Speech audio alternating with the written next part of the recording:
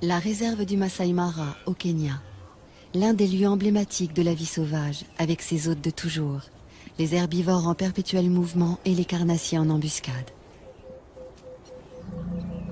Cette image de la savane africaine s'impose comme une évidence.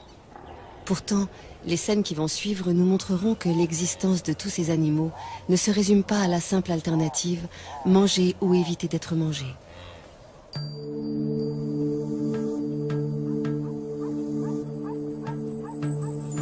Le jour se lève sur le Masai Mara, une savane arbustive qui s'étend sur 1500 km², près de la frontière de la Tanzanie.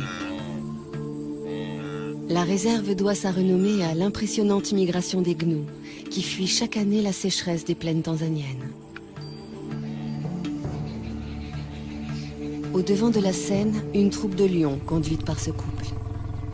Tout autour, les voisins qu'ils côtoient le plus fréquemment, zèbres, gnous, éléphants, impala, girafes.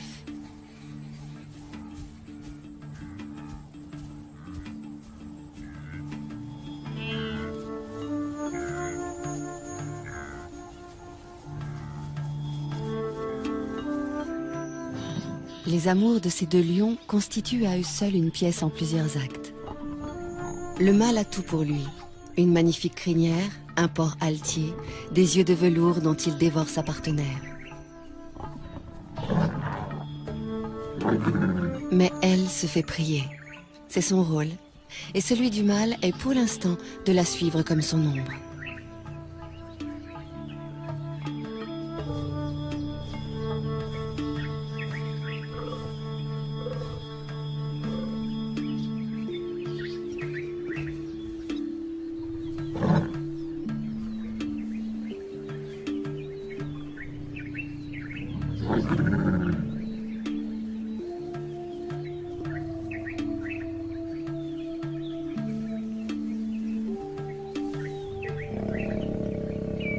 Les chaleurs de la lionne durent 4 à 6 jours, avec au moins 24 heures de prémices, approche prudente, présence assidue mais discrète. D'ici à ce qu'elle consente, le mâle devra faire preuve d'une patience héroïque.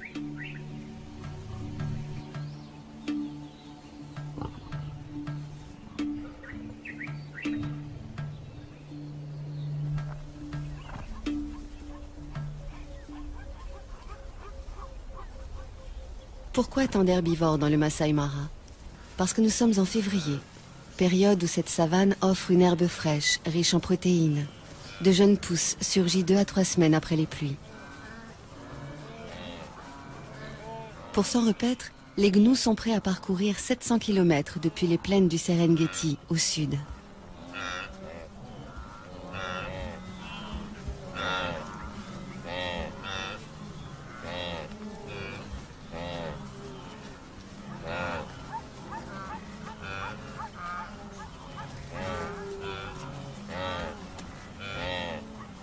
Les zèbres font le voyage eux aussi, en bonne compagnie avec les gnous.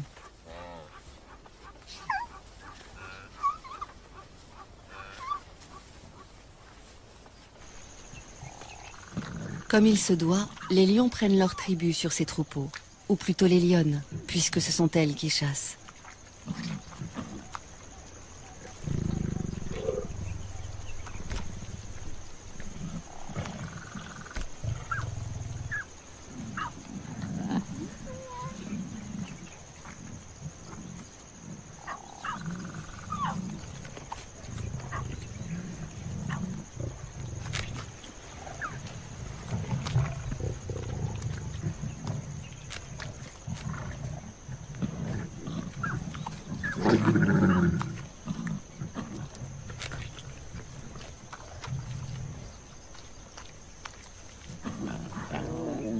Entre les lionnes, il n'y a pas de préséance.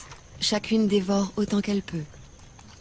Les lionceaux, qui ont encore leurs dents de lait, ne peuvent pas mordre dans la chair comme les grands. Si on les a conviés au festin, c'est pour éviter de les laisser seuls, sans surveillance. Et aussi pour les familiariser avec l'odeur du sang, éveiller leur instinct de chasseur.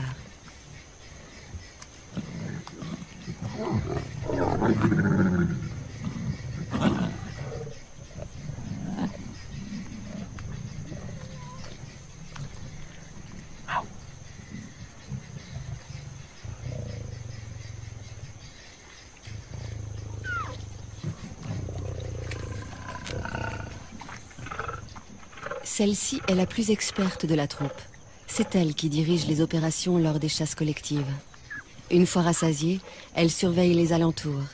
Une aussi belle prise pourrait attirer une troupe rivale. Et alors, gare aux petits.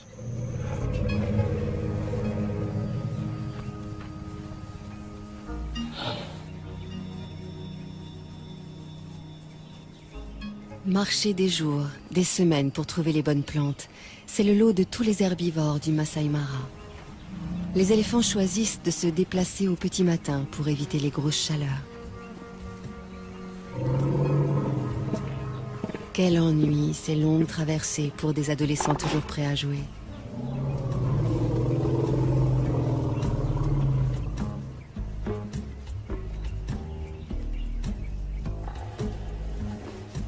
C'est la matriarche, une éléphante âgée et expérimentée qui prend systématiquement la tête du cortège. Elle connaît par cœur tous les chemins à emprunter pour parvenir aux sites les plus abondants en nourriture. Elle tolère de loin en loin une récréation. Les jeunes en ont besoin pour s'exercer aux grandes bagarres de l'âge adulte. Mais lorsqu'elle estime qu'il est temps de repartir, personne ne s'attarde. Enfin, presque personne. Cet éléphanteau n'arrivait pas à sortir de sa sieste et il a fallu le secouer un peu.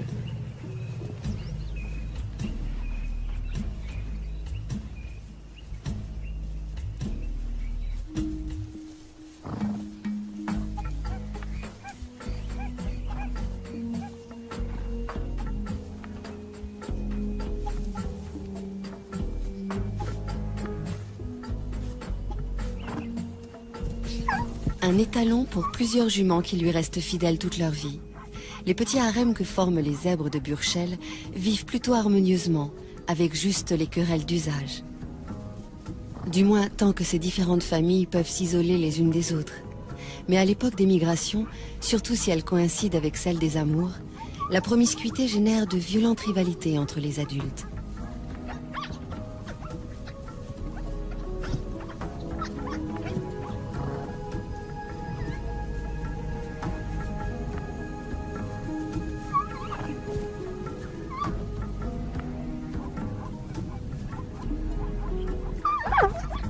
Les poulains s'entraînent le plus tôt possible à ces joutes équestres, pour pouvoir défier un jour le chef d'un harem et échapper, le cas échéant, aux griffes ennemies. Une ruade bien placée peut tuer une lionne.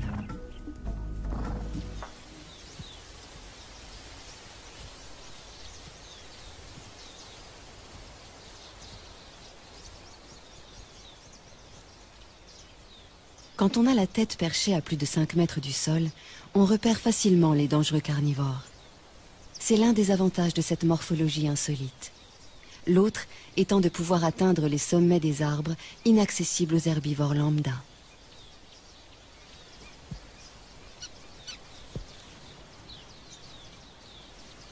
Ces deux girafes de l'espèce Maasai sont des mâles, des rivaux essayant par de curieux balancements de s'intimider l'un l'autre.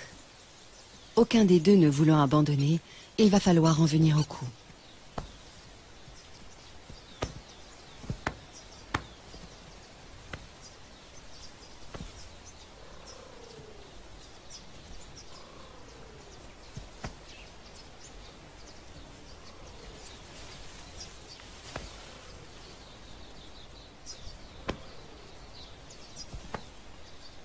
Dire qu'avec ces mêmes gestes en plus lents et plus doux, un couple de girafes peut se faire la cour.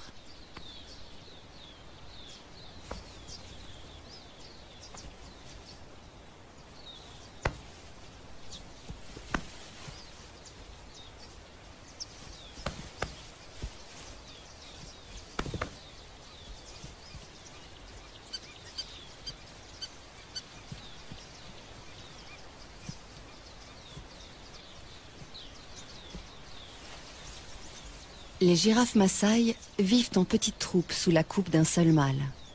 Le but de ces duels, aussi violents soient-ils, n'est pas de blesser l'adversaire, mais d'établir qui est le plus fort, qui pourra prétendre à la place de chef le jour venu.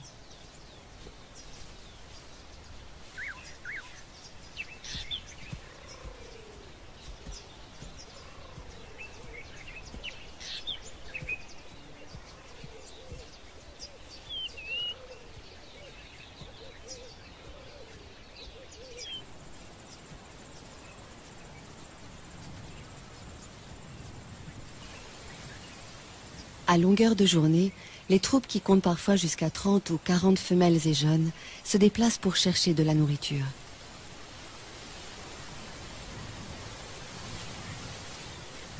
Leur plante préférée, l'acacia, qui à lui seul leur apporte toutes les vitamines voulues.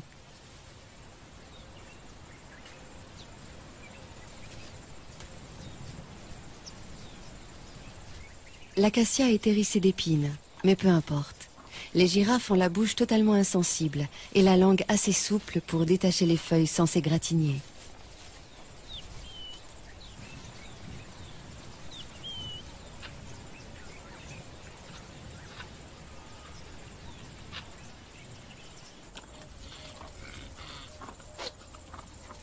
Ces cornes joliment annelées font la fierté des mâles impala.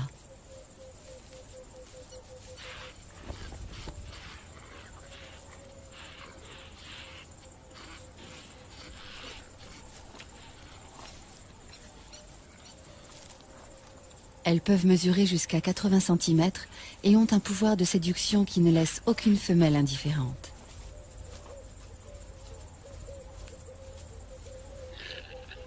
Pourquoi? Parce que la taille de cet attribut révèle la valeur de celui qui le porte et que ces dames veulent avoir affaire au meilleur géniteur.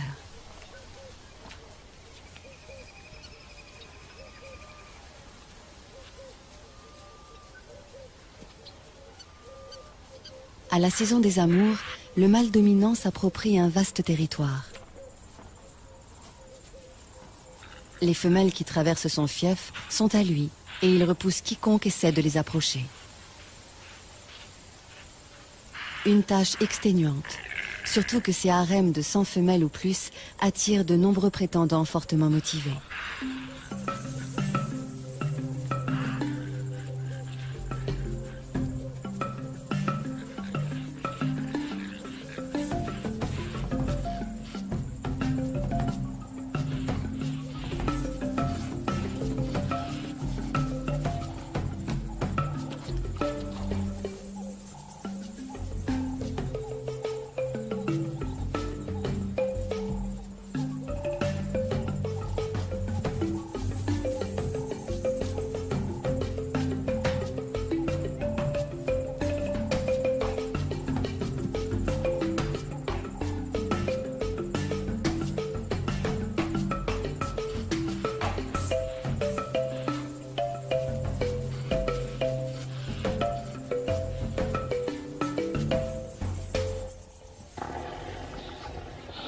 Le soleil est de plus en plus chaud. La matriarche a su conduire sa troupe près d'une zone ombragée où poussent les meilleures graminées de la saison. Ce moment de convivialité incite à échanger. Les éléphants ont une façon très touchante de se saluer ou de se déclarer leur affection mutuelle.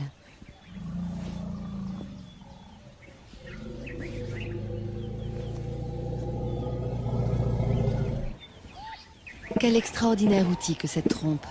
Plus de 100 000 muscles, une fonction préhensile, une souplesse très commode et suffisamment sensible en plus de cela pour exprimer des sentiments.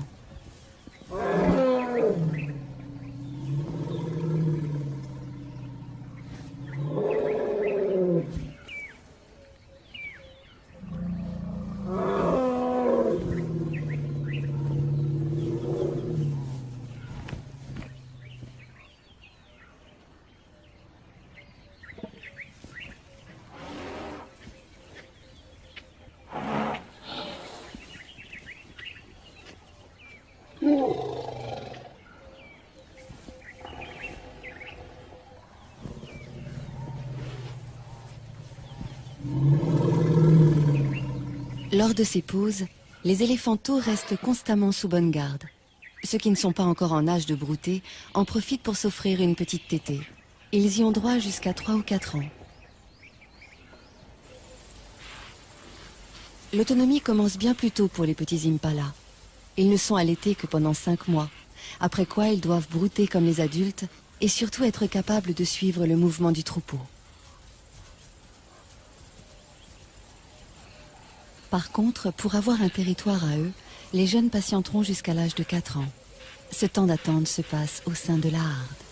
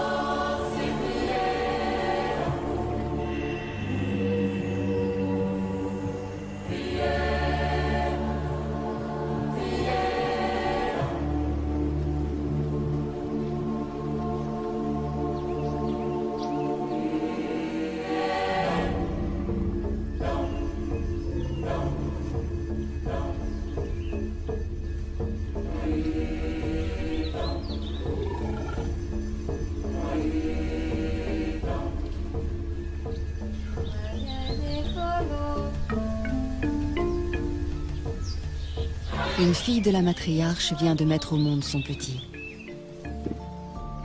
Il est déjà debout, mais bien chancelant encore. Et pendant un assez long moment, la mère et l'éléphante restés pour l'assister vont l'encourager à tenir sur ses pattes pour aller téter.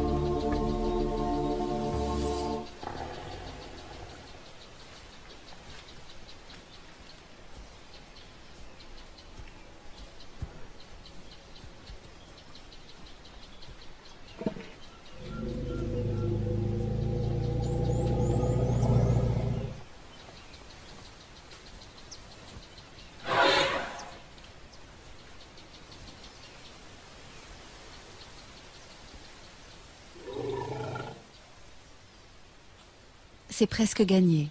Qu'il tète goulûment et il aura trouvé la force de vivre. Il grandira entouré de sa mère et de ses auxiliaires d'éducation. Tante, marraine, grande sœur. La doyenne de la troupe se charge instinctivement d'entretenir et de transmettre la mémoire collective de la famille. Elle sait où trouver les meilleures étendues d'herbe, aussi bien que les points d'eau. Et à la mi-journée, rien à faire. Il faut boire.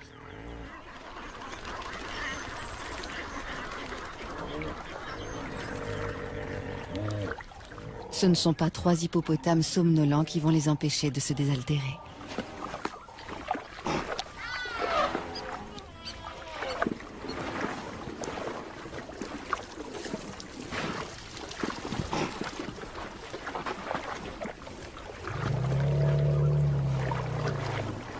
« 60 litres d'eau par jour, c'est le minimum pour assouvir sa soif. Et dans l'eau de marigot comme celui-ci, il y a également des sels minéraux que les éléphants ne trouvent nulle part ailleurs.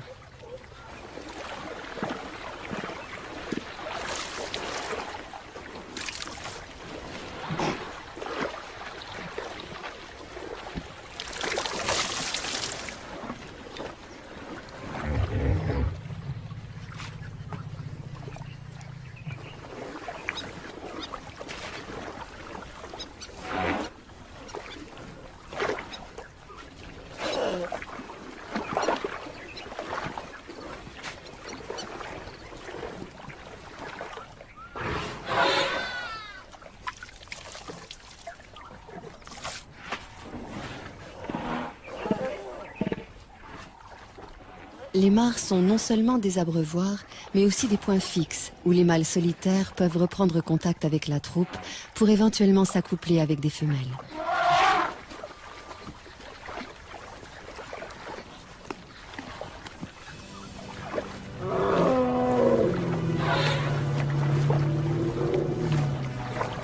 Cette mare ne leur a servi qu'à se désaltérer. Avec toutes ces lentilles, elle ne se prête pas tellement au bain.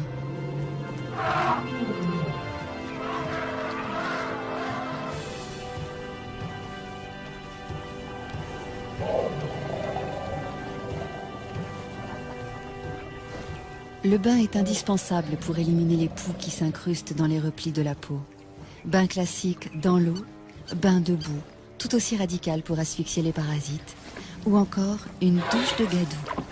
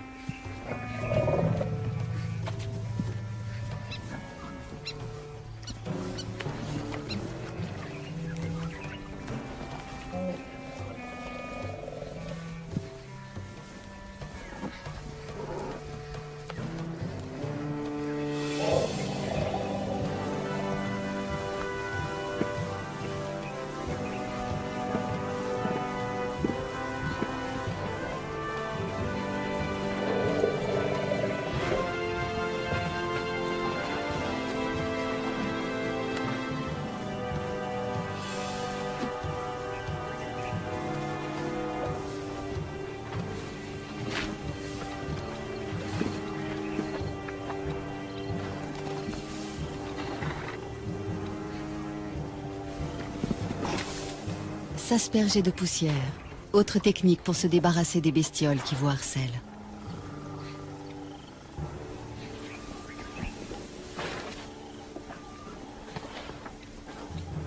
Pour les soins d'hygiène, les buffles s'en remettent à un nettoyeur professionnel, le pique-bœuf, ravi de trouver de la nourriture à si bon compte.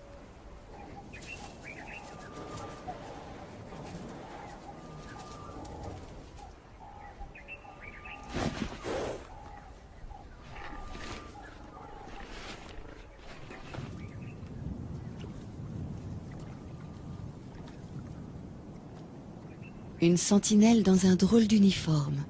Le jabiru du Sénégal, cousin des cigognes.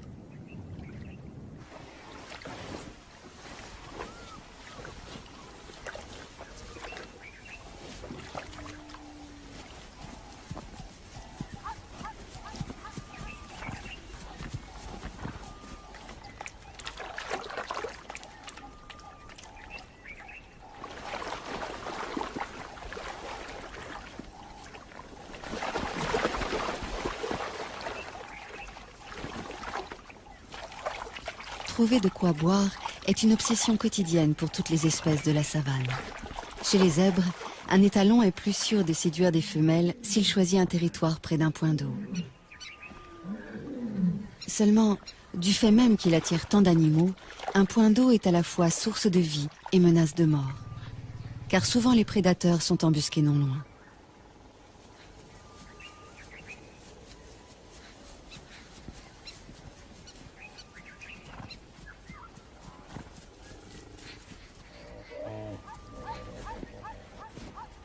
Se rassembler, faire bloc, c'est la meilleure des défenses. Surtout ne jamais s'isoler du troupeau, les chasseurs n'attendent que cela.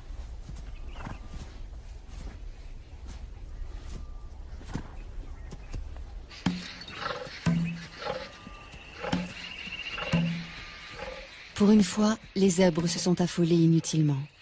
Les lions venaient juste se désaltérer. La proie qui s'agite tout près, c'est le hasard qui vient de la mettre à leur merci.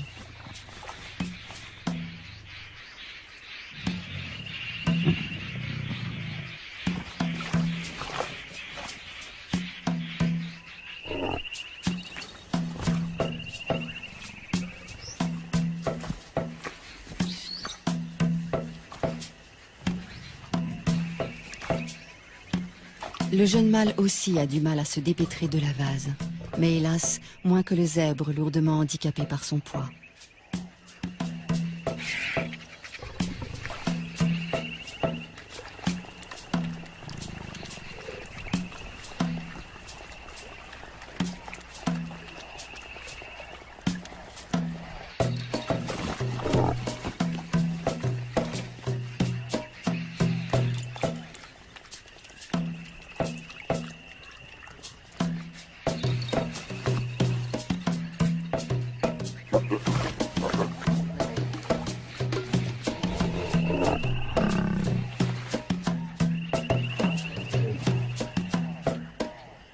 Il aurait besoin d'aide pour la mise à mort, mais les autres semblent hésiter à s'engager dans le bourbier.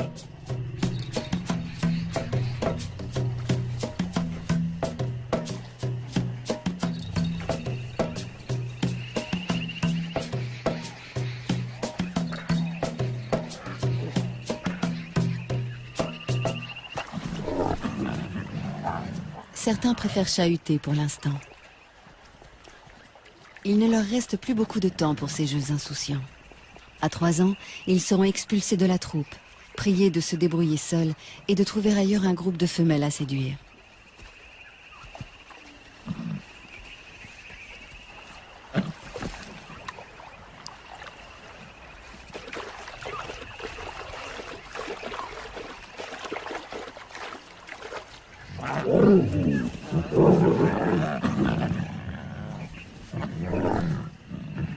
Lorsqu'ils simulent des combats et se chamaillent, ces adolescents préparent leur vie future de mâles dominants et de chasseurs.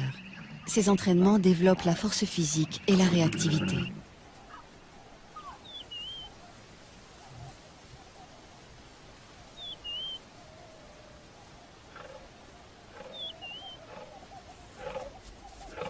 Quand la troupe est occupée ailleurs, une lionne se charge de garder les lionceaux. C'est une des règles de leur système communautaire, ne jamais laisser un petit seul.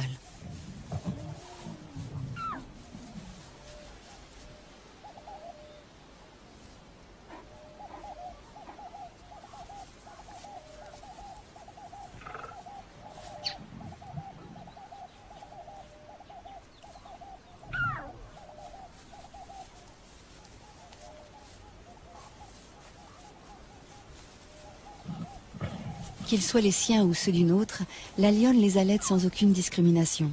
Chaque femelle de la tribu est à la fois mère, nourrice et marraine. Pourquoi faut-il éviter à tout prix de laisser les lionceaux livrés à eux-mêmes? Par crainte des hyènes, qui peuvent rôder dans la savane, mais aussi à cause des lions eux-mêmes.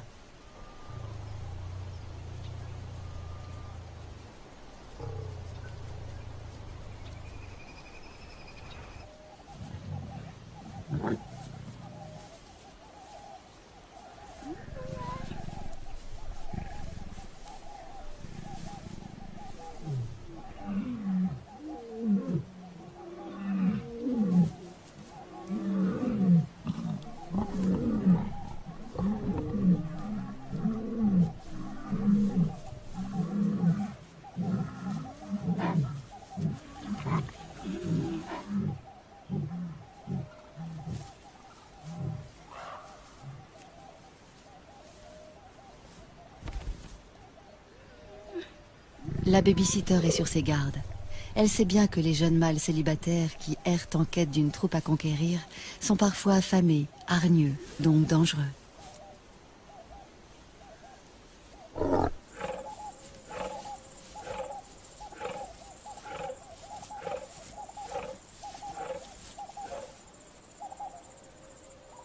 Même lorsqu'il a déjà une ou plusieurs partenaires attitrés, les choses ne sont pas faciles pour un mâle. Le nôtre en est toujours aux manœuvres d'approche. Toutefois, il a bien avancé et peut espérer arriver à ses fins d'un moment à l'autre.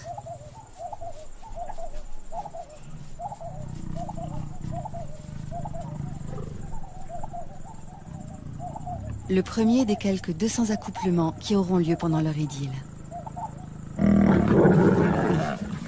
Désormais, il y en aura un tous les quarts d'heure environ.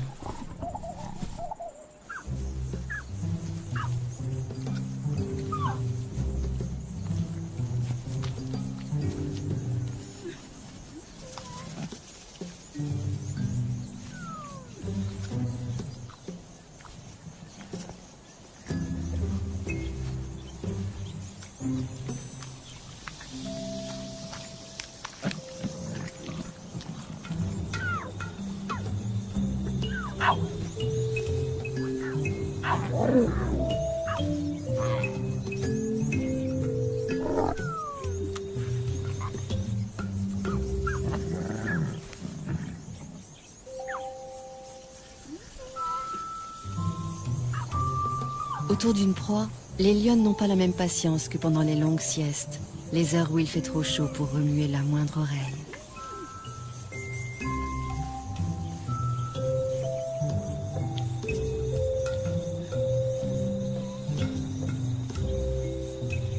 Encore que pour les lionceaux, les siestes se transforment immanquablement en bagarres sans fin.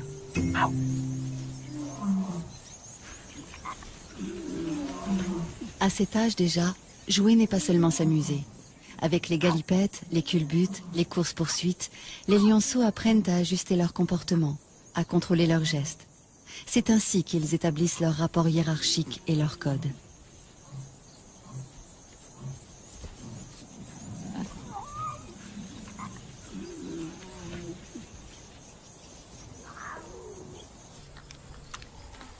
Une carcasse de seconde main, celle d'un gnou à demi dévoré déjà par une tablée de lions. Les éboueurs de la savane ont pris leur place. Une fois abandonnée, une charogne est à tout le monde. Les chacals n'ont pas plus de droit sur elle que n'en ont les marabouts.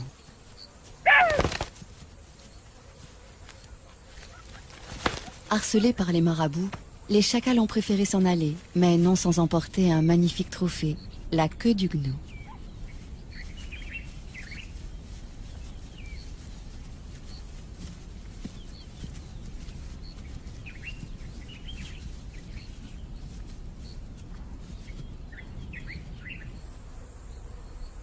L'un d'eux a eu finalement des regrets. Pourquoi avoir délaissé une si belle proie? La mémoire ne tarde pas à lui revenir.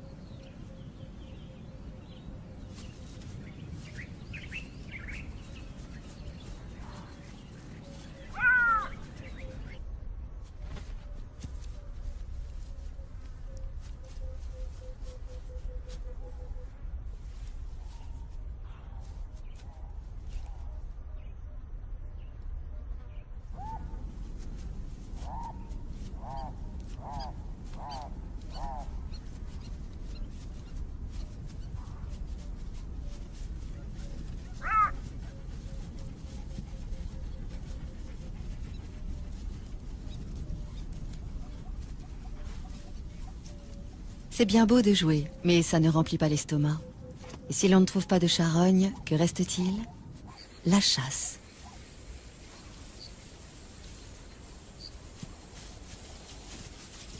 Les topis, comme les gnous, savent utiliser cornes et sabots quand il s'agit de défendre leurs petits.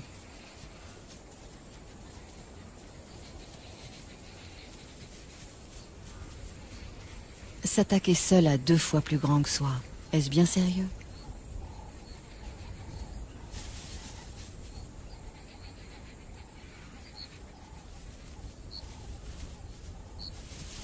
Il faudrait, c'est évident, s'y mettre à plusieurs, mais où sont les renforts?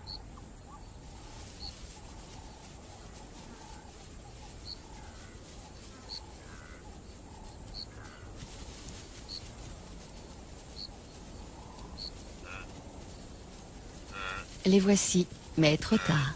Tous les troupeaux sont en alerte.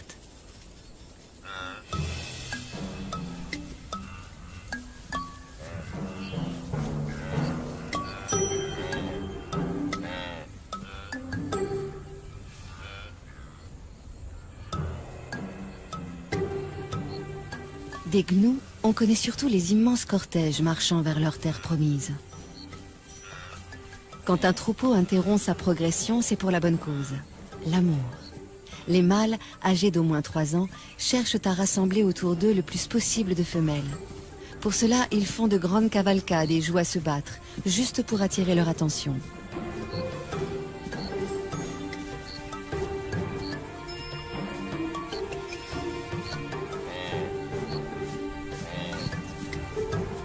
La frénésie et la nervosité des gnous les poussent parfois à des comportements étranges, comme dans la scène qui va suivre. Un bébé de quelques heures à peine, rudoyé par plusieurs adultes.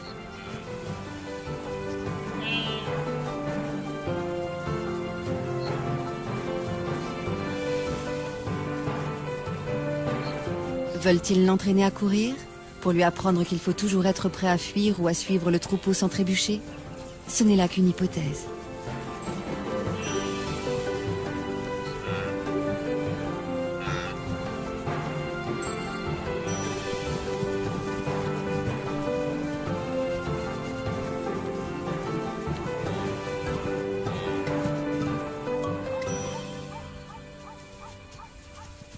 D'instinct, le petit gnou suit sa mère comme son ombre. S'éloigner d'elle, surtout quand le troupeau se met en marche, c'est risquer de la perdre. Et mourir à coup sûr car aucune autre ne la remplacera. Une mère gnou n'accepte jamais de nourrir un autre petit que le sien.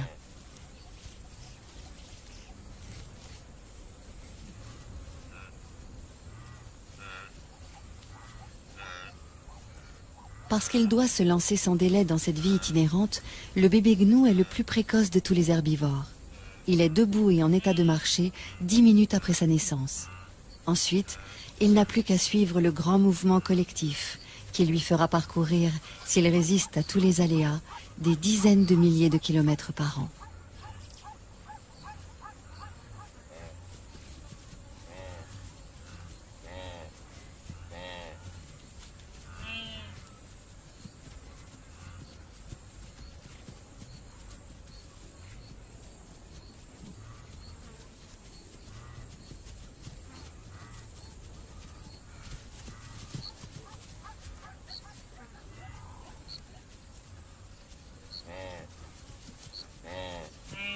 Tous ceux qui parcourent ces plaines herbeuses, que ce soit les gnous en troupeaux denses ou les taupiers et les zèbres beaucoup moins nombreux, tous, excepté les éléphants, ont à craindre évidemment les grands carnivores.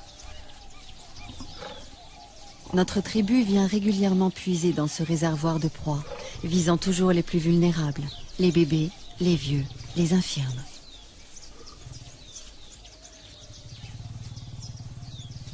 Sans doute les lionnes ont-elles fait bonne chère il y a peu, car la chasse n'est pas à l'ordre du jour. L'humeur est plutôt câline et espiègle.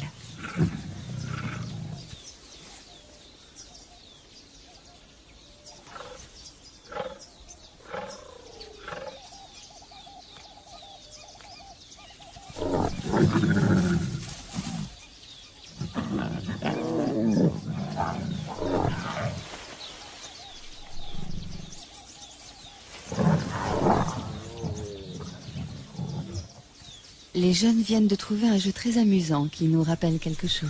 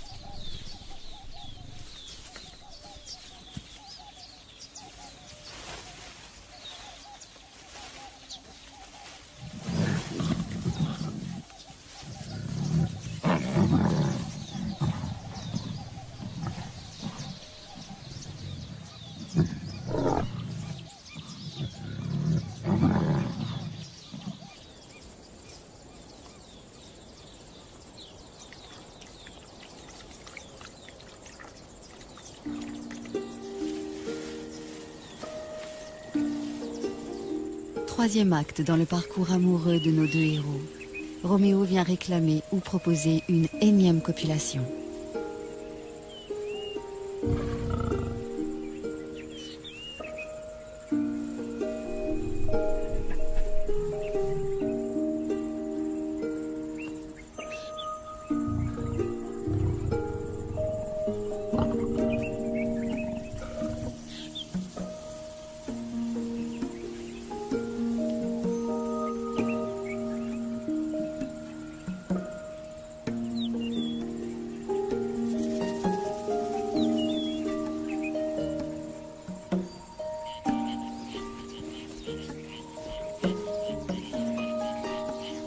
Le jour décline, il fait moins chaud, le moment que beaucoup attendaient pour aller boire.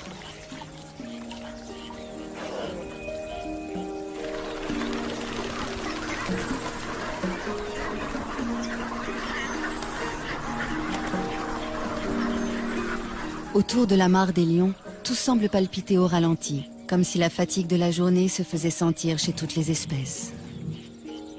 De ce côté, c'est même le repos complet. Certains, on les comprend, ont cédé à l'épuisement.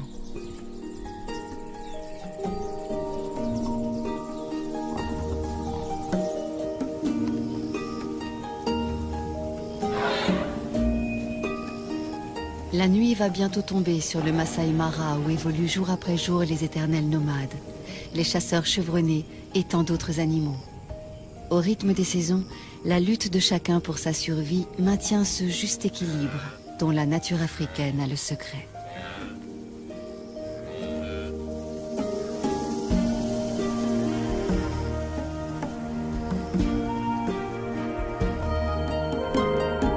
Demain, nous gambaderons dans la nature australienne à la rencontre d'un animal bondissant, le kangourou. Mais pour l'heure, cinéma. Un face-à-face entre Jean-Paul Belmondo et Charles Vanel dans L'aîné des fers chauds de Jean-Pierre Melville.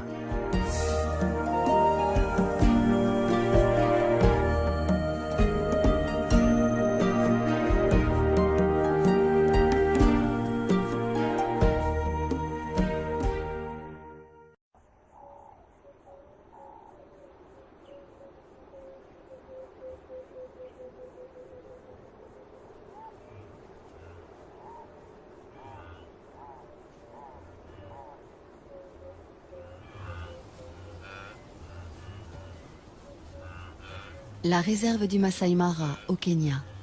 L'un des lieux emblématiques de la vie sauvage, avec ses hôtes de toujours, les herbivores en perpétuel mouvement et les carnassiers en embuscade. Cette image de la savane africaine s'impose comme une évidence. Pourtant, les scènes qui vont suivre nous montreront que l'existence de tous ces animaux ne se résume pas à la simple alternative manger ou éviter d'être mangé.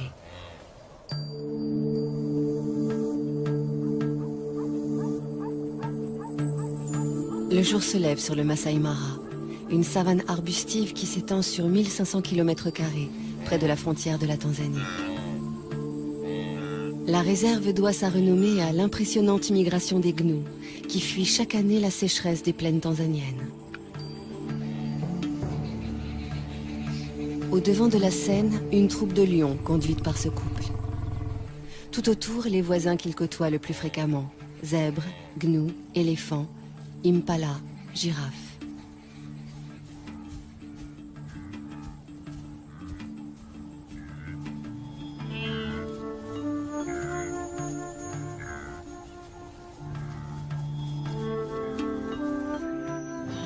Les amours de ces deux lions constituent à eux seuls une pièce en plusieurs actes.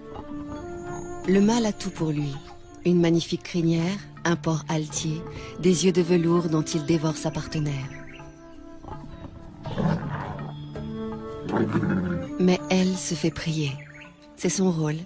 Et celui du mâle est pour l'instant de la suivre comme son ombre.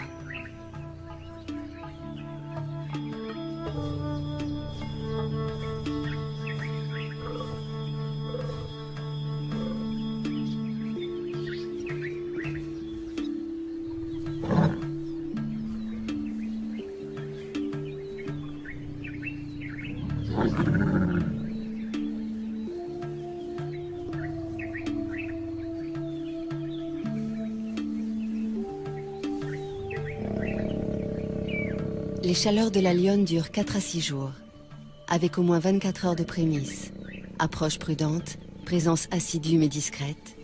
D'ici à ce qu'elle consente, le mâle devra faire preuve d'une patience héroïque.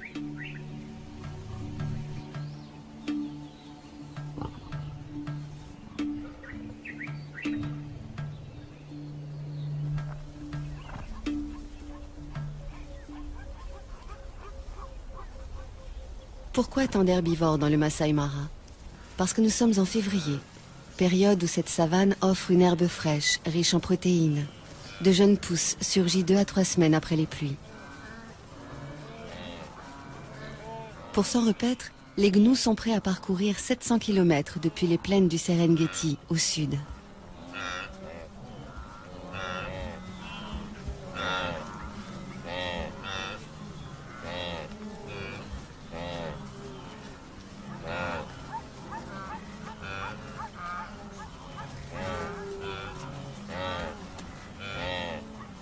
Les zèbres font le voyage eux aussi, en bonne compagnie avec les gnous.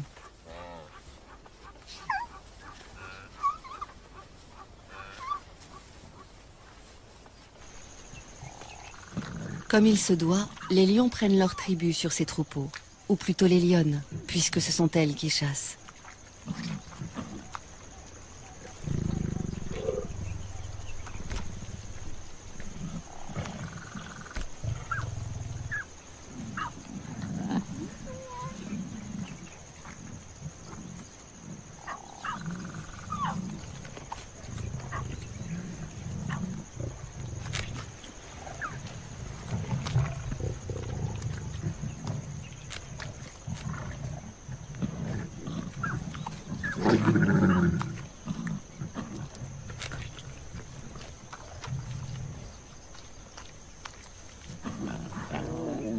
Entre les lionnes, il n'y a pas de préséance.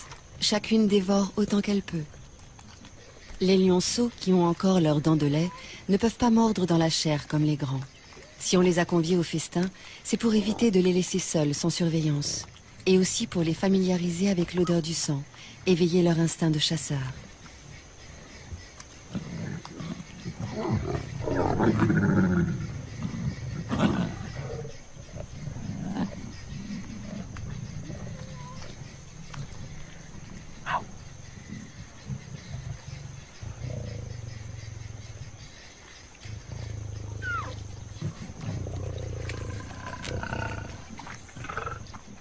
Celle-ci est la plus experte de la troupe. C'est elle qui dirige les opérations lors des chasses collectives. Une fois rassasiée, elle surveille les alentours. Une aussi belle prise pourrait attirer une troupe rivale. Et alors, gare aux petits.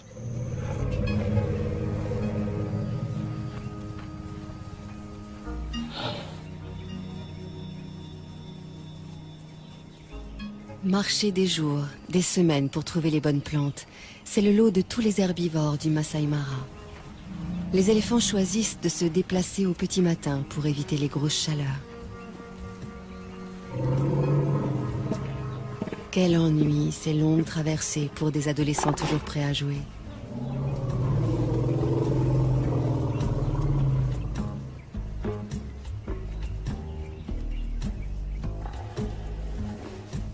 C'est la matriarche, une éléphante âgée et expérimentée qui prend systématiquement la tête du cortège.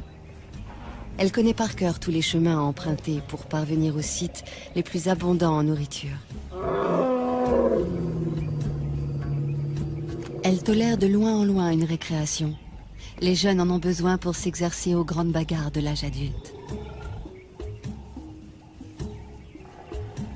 Mais lorsqu'elle estime qu'il est temps de repartir, personne ne s'attarde. Enfin, presque personne. Cet éléphanteau n'arrivait pas à sortir de sa sieste et il a fallu le secouer un peu.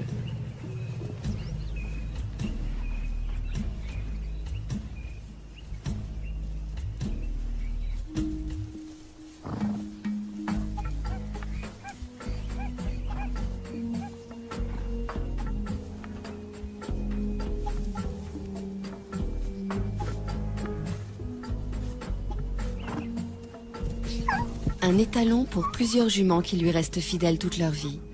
Les petits harems que forment les zèbres de Burchell vivent plutôt harmonieusement, avec juste les querelles d'usage. Du moins tant que ces différentes familles peuvent s'isoler les unes des autres. Mais à l'époque des migrations, surtout si elles coïncident avec celle des amours, la promiscuité génère de violentes rivalités entre les adultes.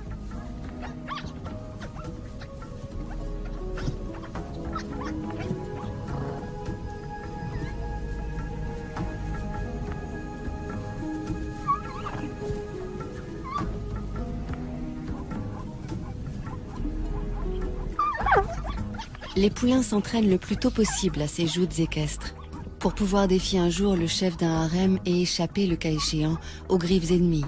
Une ruade bien placée peut tuer une lionne.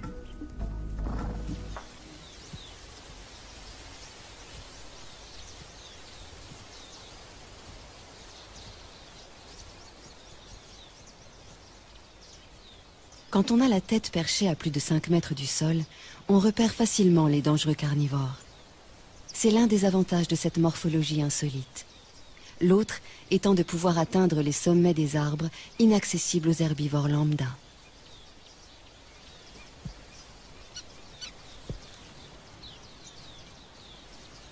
Ces deux girafes de l'espèce Maasai sont des mâles, des rivaux essayant par de curieux balancements de s'intimider l'un l'autre.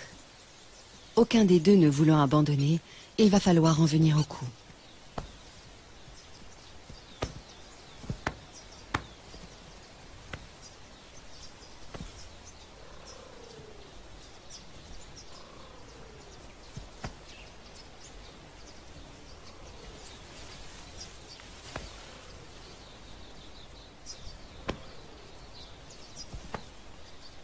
Dire qu'avec ces mêmes gestes, en plus lents et plus doux, un couple de girafes peut se faire la cour.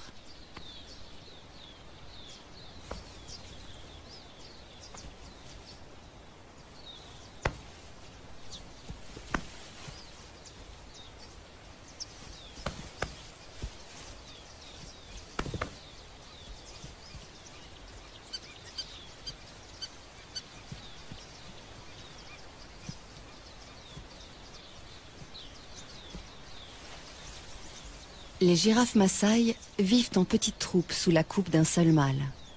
Le but de ces duels, aussi violents soient-ils, n'est pas de blesser l'adversaire, mais d'établir qui est le plus fort, qui pourra prétendre à la place de chef le jour venu.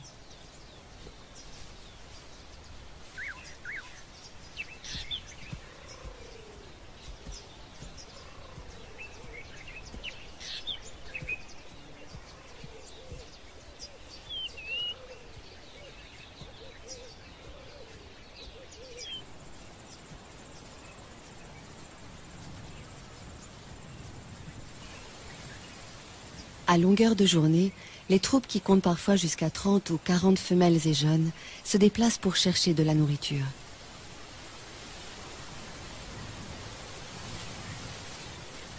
Leur plante préférée, l'acacia, qui à lui seul leur apporte toutes les vitamines voulues.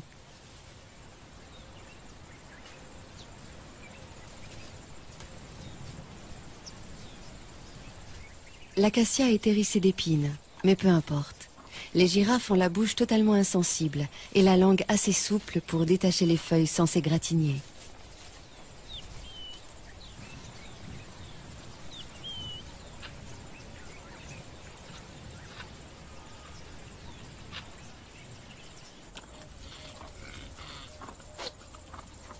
Ces cornes joliment annelées font la fierté des mâles impala.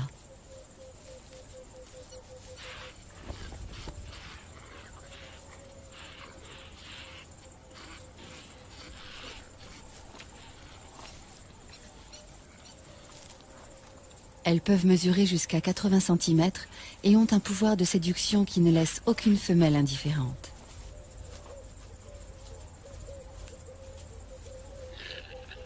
Pourquoi? Parce que la taille de cet attribut révèle la valeur de celui qui le porte et que ces dames veulent avoir affaire au meilleur géniteur.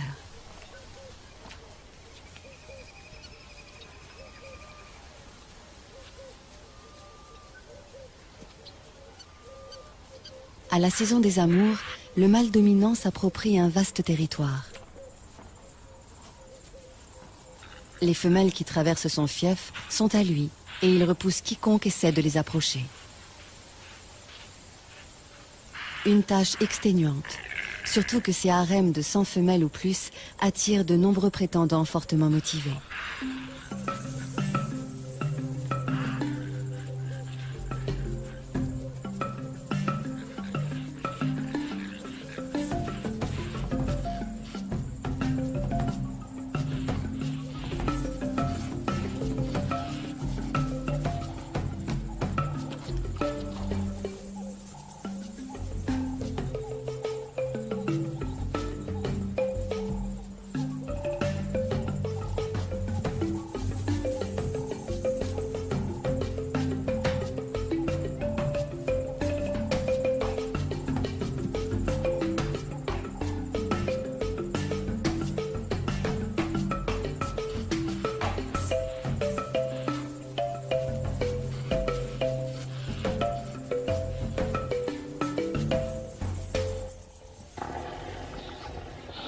Le soleil est de plus en plus chaud.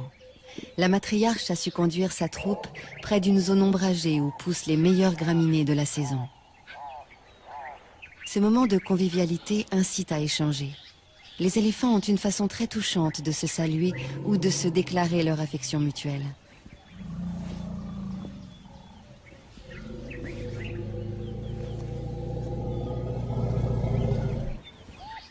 Quel extraordinaire outil que cette trompe! Plus de 100 000 muscles, une fonction préhensile, une souplesse très commode, et suffisamment sensible en plus de cela pour exprimer des sentiments.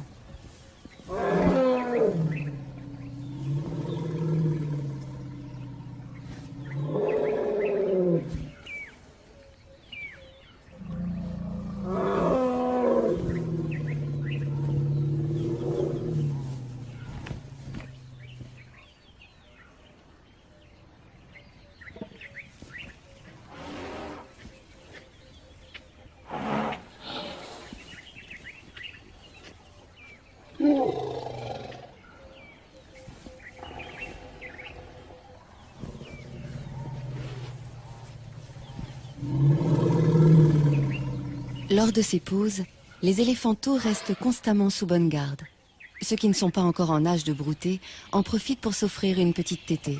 Ils y ont droit jusqu'à 3 ou 4 ans. L'autonomie commence bien plus tôt pour les petits impalas.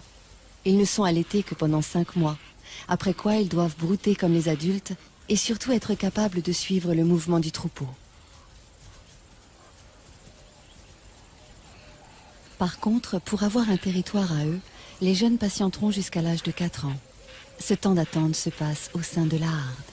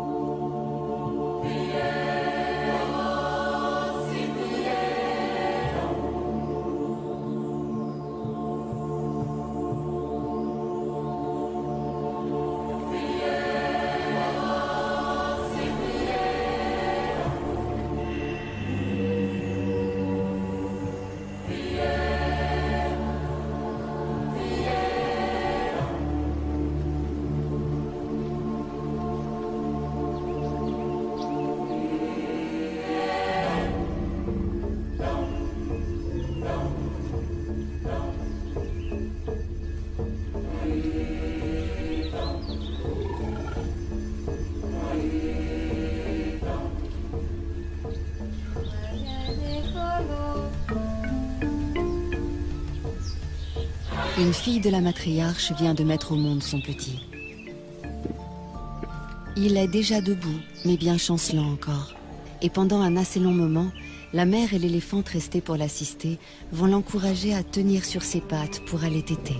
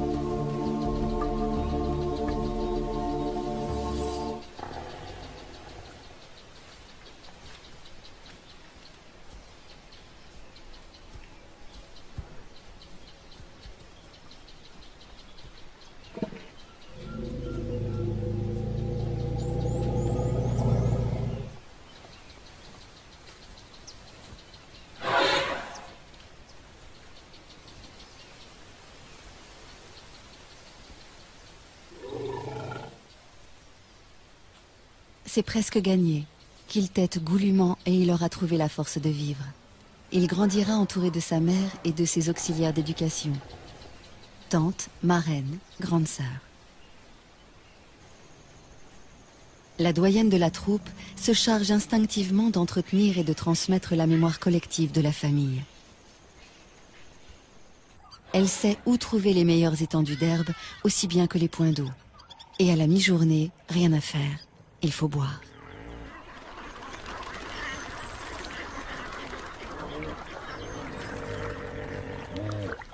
Ce ne sont pas 3 hippopotames somnolents qui vont les empêcher de se désaltérer.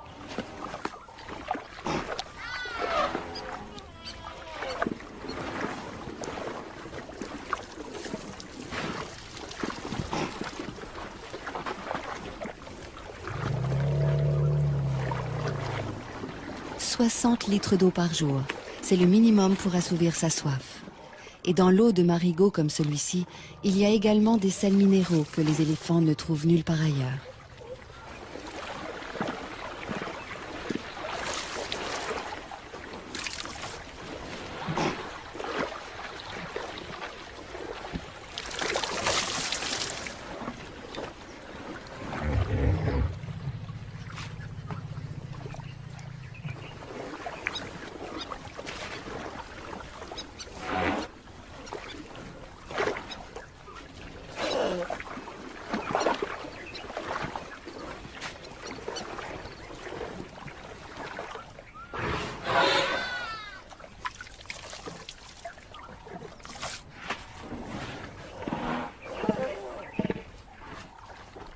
Les mares sont non seulement des abreuvoirs, mais aussi des points fixes où les mâles solitaires peuvent reprendre contact avec la troupe pour éventuellement s'accoupler avec des femelles.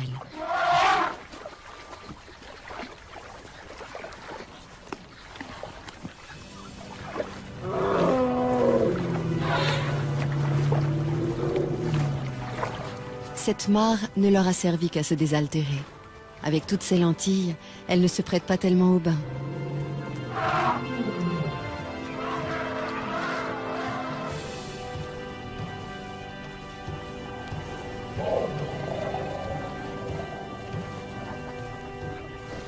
Le bain est indispensable pour éliminer les poux qui s'incrustent dans les replis de la peau. Bain classique dans l'eau, bain debout, tout aussi radical pour asphyxier les parasites, ou encore une douche de gadou.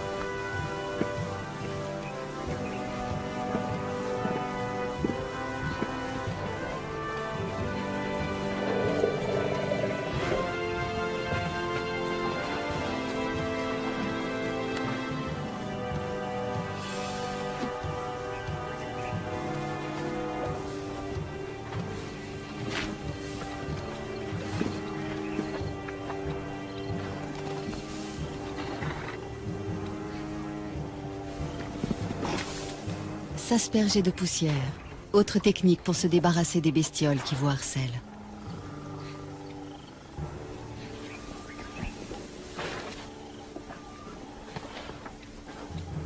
Pour les soins d'hygiène, les buffles s'en remettent à un nettoyeur professionnel, le pique-bœuf, ravi de trouver de la nourriture à si bon compte.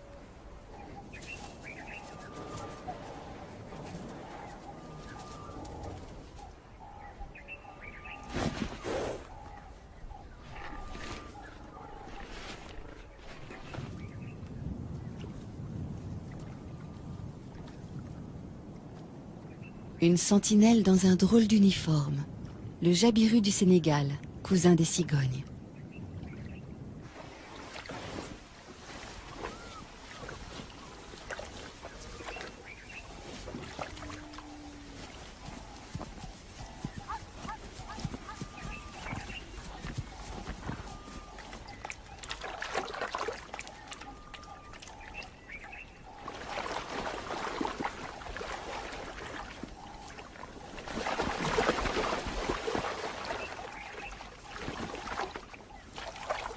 Trouver de quoi boire est une obsession quotidienne pour toutes les espèces de la savane. Chez les zèbres, un étalon est plus sûr de séduire des femelles s'il choisit un territoire près d'un point d'eau. Seulement, du fait même qu'il attire tant d'animaux, un point d'eau est à la fois source de vie et menace de mort. Car souvent les prédateurs sont embusqués non loin.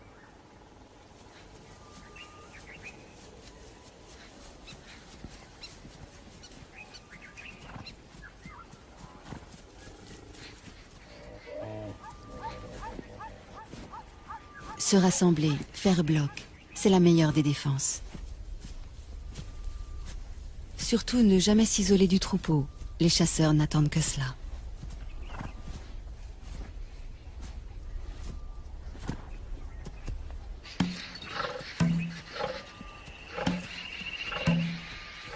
Pour une fois, les zèbres se sont affolés inutilement.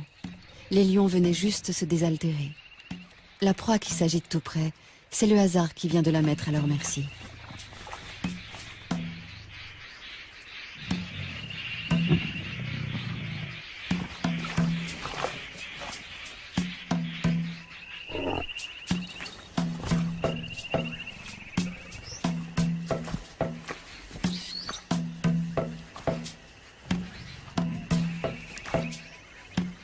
Le jeune mâle aussi a du mal à se dépêtrer de la vase.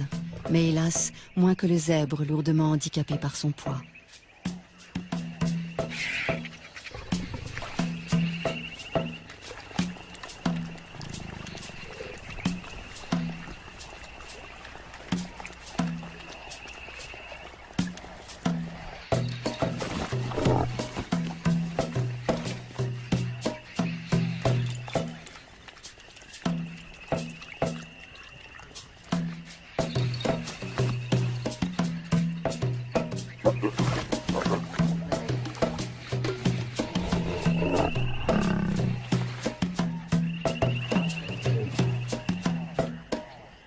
Il aurait besoin d'aide pour la mise à mort, mais les autres semblent hésiter à s'engager dans le bourbier.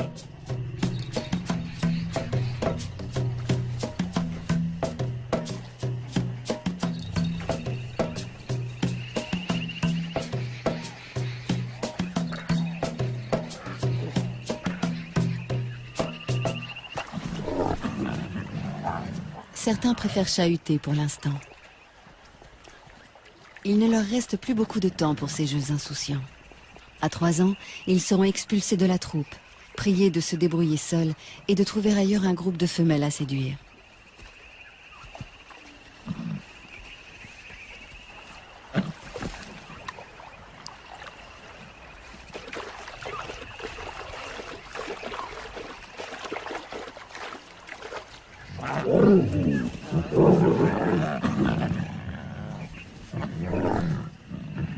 Lorsqu'ils simulent des combats et se chamaillent, ces adolescents préparent leur vie future de mâles dominants et de chasseurs.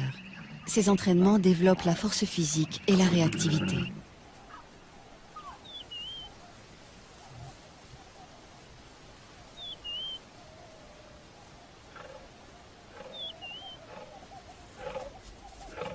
Quand la troupe est occupée ailleurs, une lionne se charge de garder les lionceaux. C'est une des règles de leur système communautaire, ne jamais laisser un petit seul.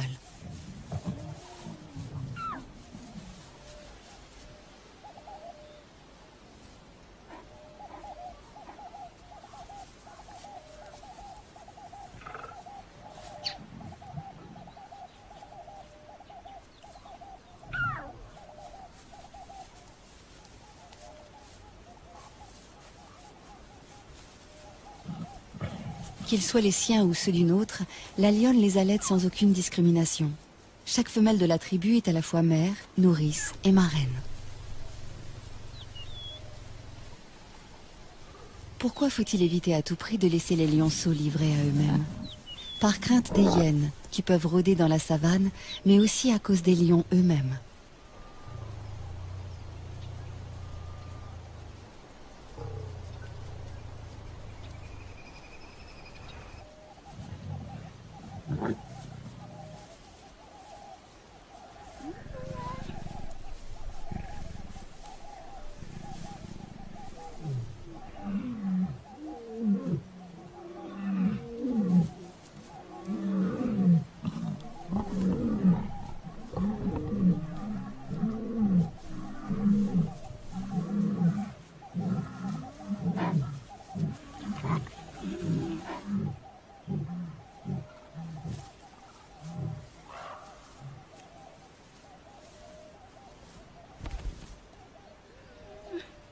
La babysitter est sur ses gardes.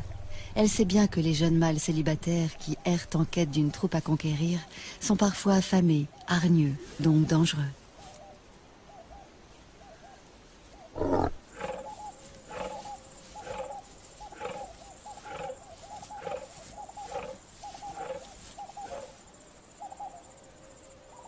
Même lorsqu'il a déjà une ou plusieurs partenaires attitrés, les choses ne sont pas faciles pour un mâle. Le nôtre en est toujours aux manœuvres d'approche.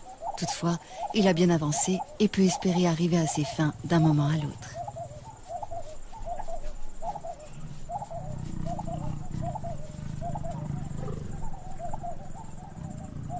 Le premier des quelques 200 accouplements qui auront lieu pendant leur idylle.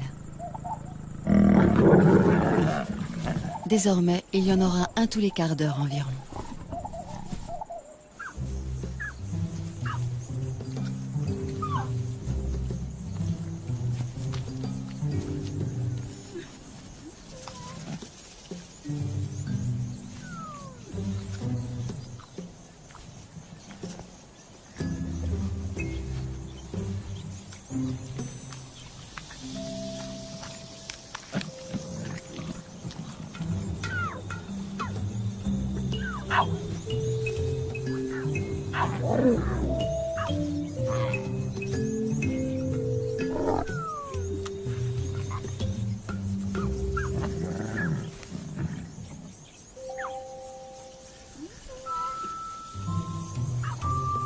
Autour d'une proie, les lionnes n'ont pas la même patience que pendant les longues siestes, les heures où il fait trop chaud pour remuer la moindre oreille.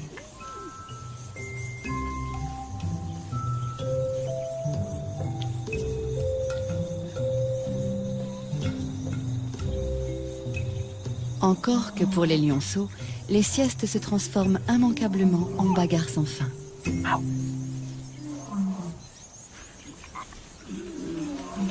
À cet âge déjà, jouer n'est pas seulement s'amuser. Avec les galipettes, les culbutes, les courses-poursuites, les lionceaux apprennent à ajuster leur comportement, à contrôler leurs gestes. C'est ainsi qu'ils établissent leur rapport hiérarchique et leur code.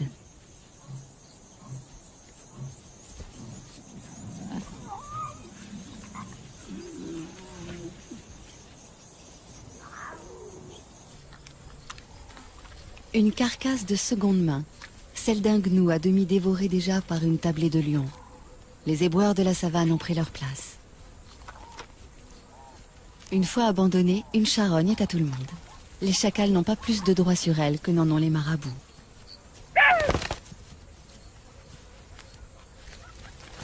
Harcelés par les marabouts, les chacals ont préféré s'en aller, mais non sans emporter un magnifique trophée, la queue du gnou.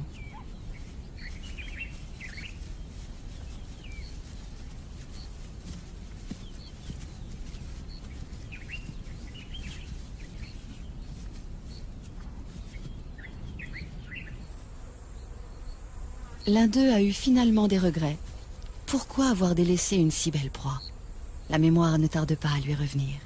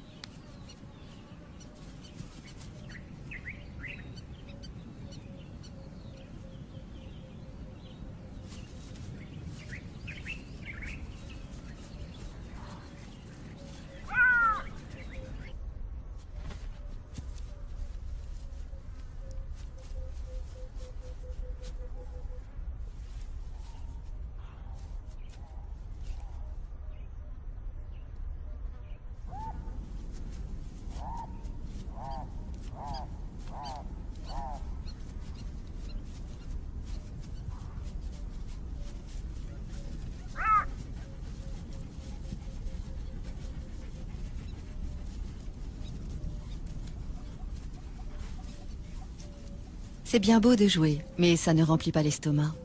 Et si l'on ne trouve pas de charogne, que reste-t-il? La chasse.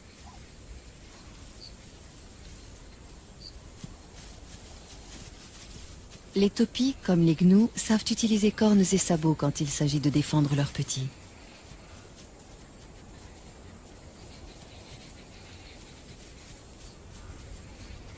S'attaquer seul à 2 fois plus grand que soi, est-ce bien sérieux?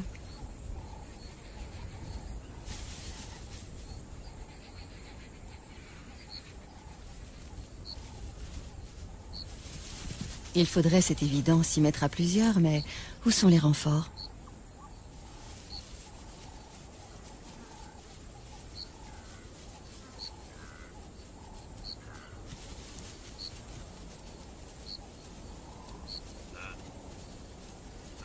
Les voici, mais trop tard.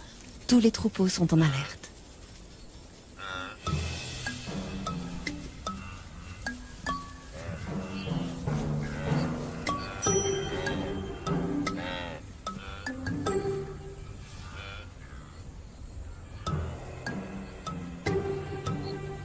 Des gnous, on connaît surtout les immenses cortèges marchant vers leur terre promise. Quand un troupeau interrompt sa progression, c'est pour la bonne cause, l'amour. Les mâles, âgés d'au moins 3 ans, cherchent à rassembler autour d'eux le plus possible de femelles. Pour cela, ils font de grandes cavalcades et jouent à se battre, juste pour attirer leur attention.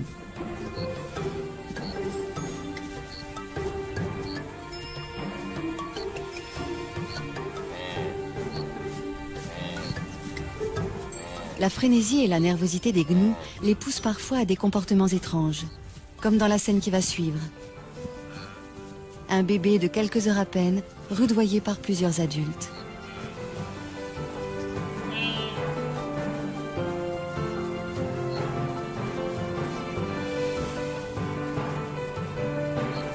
Veulent-ils l'entraîner à courir, pour lui apprendre qu'il faut toujours être prêt à fuir ou à suivre le troupeau sans trébucher?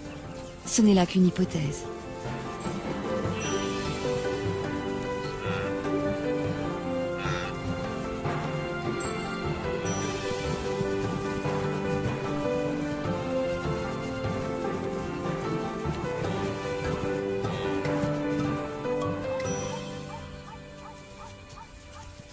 D'instinct, le petit gnou suit sa mère comme son ombre. S'éloigner d'elle, surtout quand le troupeau se met en marche, c'est risquer de la perdre. Et mourir à coup sûr car aucune autre ne la remplacera. Une mère gnou n'accepte jamais de nourrir un autre petit que le sien.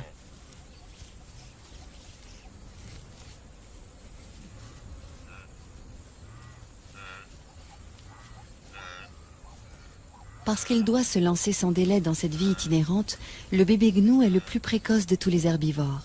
Il est debout et en état de marcher 10 minutes après sa naissance. Ensuite, il n'a plus qu'à suivre le grand mouvement collectif qui lui fera parcourir, s'il résiste à tous les aléas, des dizaines de milliers de kilomètres par an.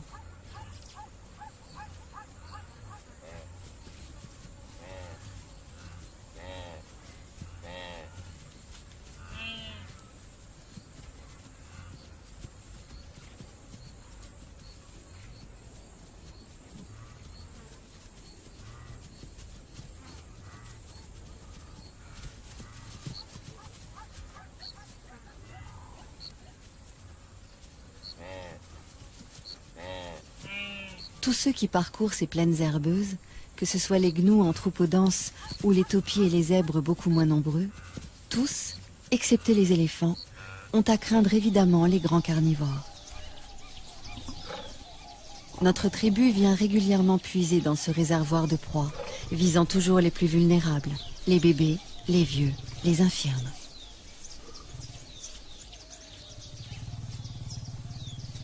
Sans doute les lionnes ont-elles fait bonne chère il y a peu, car la chasse n'est pas à l'ordre du jour. L'humeur est plutôt câline et espiègle.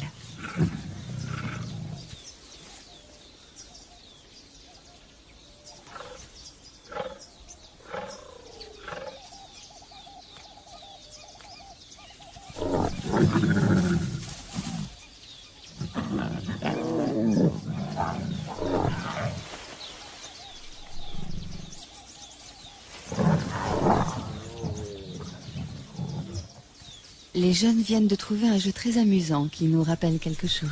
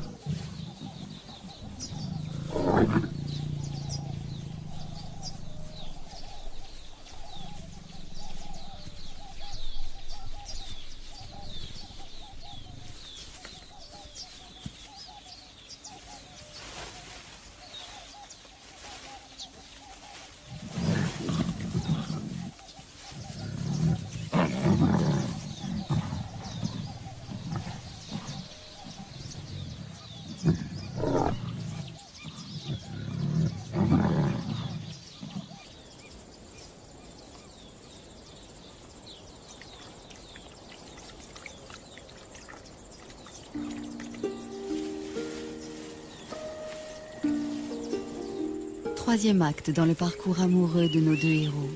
Roméo vient réclamer ou proposer une énième copulation.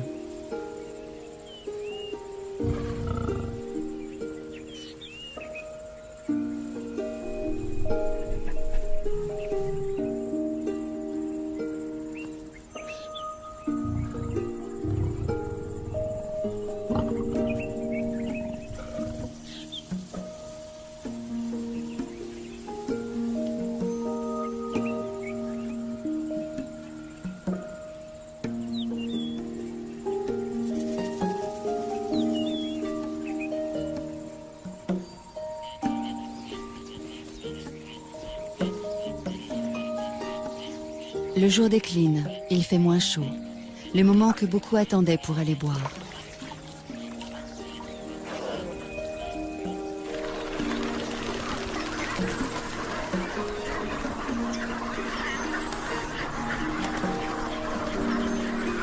Autour de la mare des lions, tout semble palpiter au ralenti, comme si la fatigue de la journée se faisait sentir chez toutes les espèces.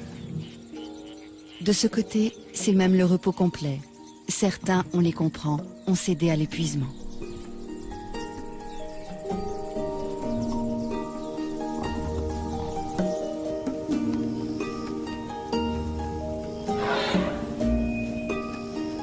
La nuit va bientôt tomber sur le Masai Mara où évoluent jour après jour les éternels nomades, les chasseurs chevronnés et tant d'autres animaux. Au rythme des saisons, la lutte de chacun pour sa survie maintient ce juste équilibre dont la nature africaine a le secret.